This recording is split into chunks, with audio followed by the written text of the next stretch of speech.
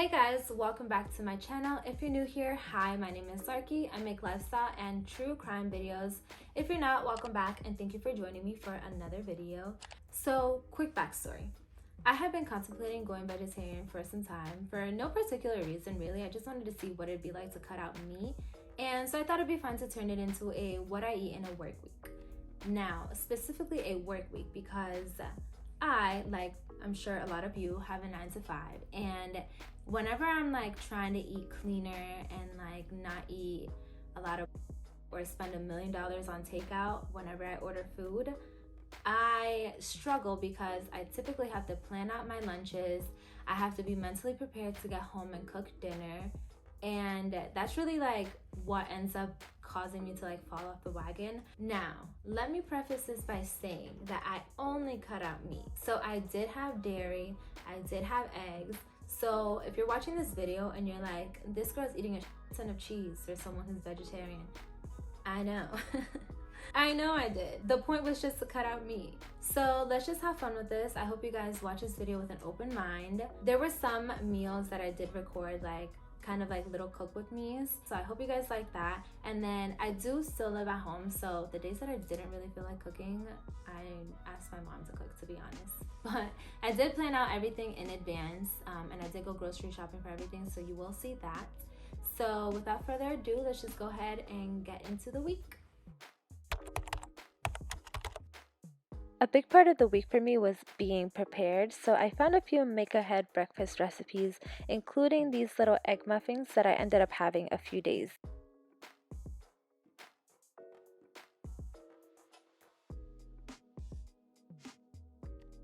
I'm always in a rush in the mornings, and having muffins is a quick, filling breakfast option for me.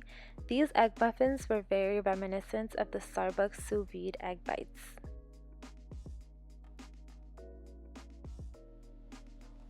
I followed the instructions to this recipe exactly, down to filling the muffin tray halfway, but I probably should have done a little bit less because they did end up overflowing. It wasn't a big deal, but if you guys are going to be making these, make sure not to fill the eggs as much as I did.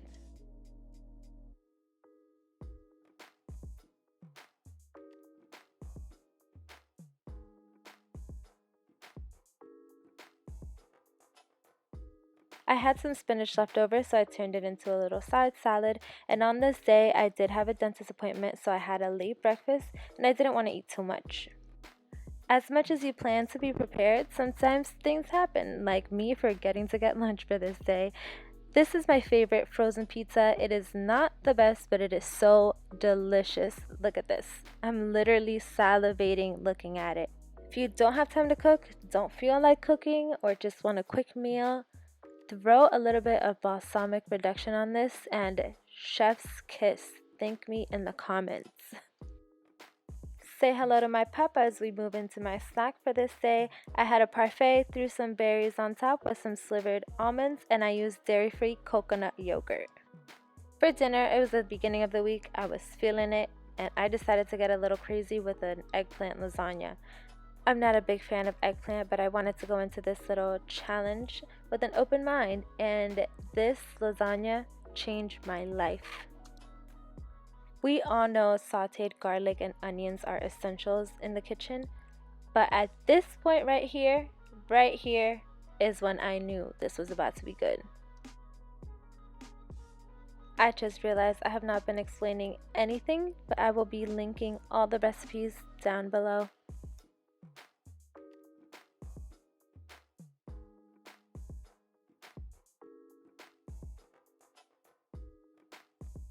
This is the marinara sauce I used. I had no faith in these noodles, but they turned out just fine. I didn't show you guys the assembly, but look at this masterpiece. I'm very into pesto. I don't like store-bought pesto, so I typically make my own. The recipe recommended this arugula pesto. I didn't have any toasted almonds, so I toasted my own and whipped it all together, and this is a must. If you're going to follow this recipe, do not skip on the arugula pesto.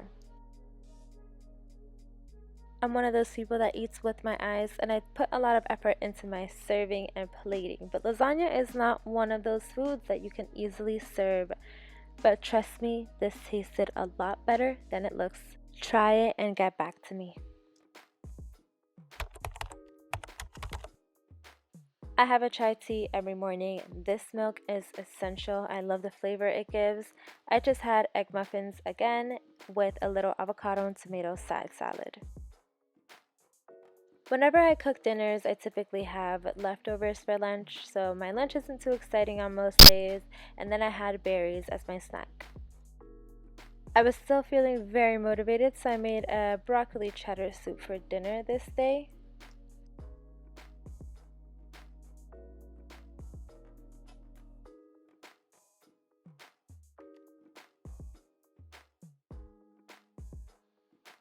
This recipe did call for chicken stock, but I substituted it with vegetable stock. Typically when I'm following a recipe, I tend to add my own seasonings, but I didn't do that with this soup. I followed the recipe exactly as it was written. The only thing I didn't do, which the recipe recommends, is for you to blend some of the soup so it doesn't get too thick. It wasn't bad for dinner, but the next day when I had it for lunch, it was thicker than I wanted it to be. For breakfast, I had some overnight oats that I prepped the night before. I don't know why no one put me onto this because it was so good. I've been making it almost every day since then. This is me mixing it the night before I popped it in the fridge, and then the next morning I just topped it off with some berries and honey.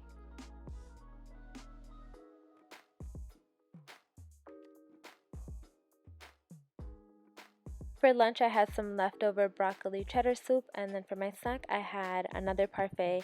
I love parfaits. Shout out to the McDonald's parfaits, which started my parfait addiction as a kid. Shout out to my Dominicans out there. I have this about once a week. This is mashed plantains, fried cheese, fried eggs, avocado. Need I say more?